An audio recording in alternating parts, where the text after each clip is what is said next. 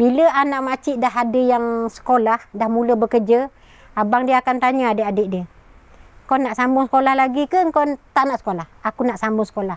Sebab apa? Tak nak membazir. Mak harapkan anak sekolah nanti, anak mencereweng kat lain, makcik tak nak rugi. Aku keluar duit banyak-banyak, dia tak sekolah, dia pergi dating buat apa? Tak suka. Makcik tegas. Makcik kalau marah jangan ni, ke langit suara.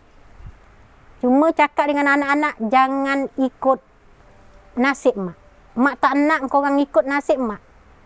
Mak meminta dengan korang, pandang mak hari-hari. Pandang pakaian mak ni hari-hari nak, oi, pandang. Dia orang pergi sekolah, makcik pun dah siap pakai uniform kerja. Panggil anak ni peluk, pandang mak.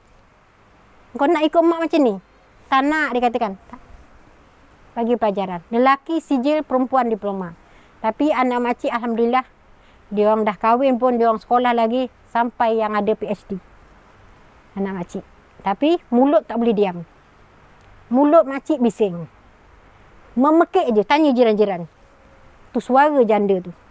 Sampai kat belakang. Semua, kalau jiran-jiran belakang kan, Kak Ino, dah lah tu. Udah sekejap je radio ni aku cakap. Nanti dia akan bunyi lagi. Kalau makcik diam, apa nak jadi? Ayah tak ada. Semuanya pada ini. Inilah mak, inilah ayah korang. Hari-hari pandang mak ni. Mak ni tak ada bedak, tak ada apa. Pandang muka mak ni. Nak pergi, dia orang nak pergi sekolah, peluk dulu. Lekapkan dekat dada mak ni, anak-anak ni.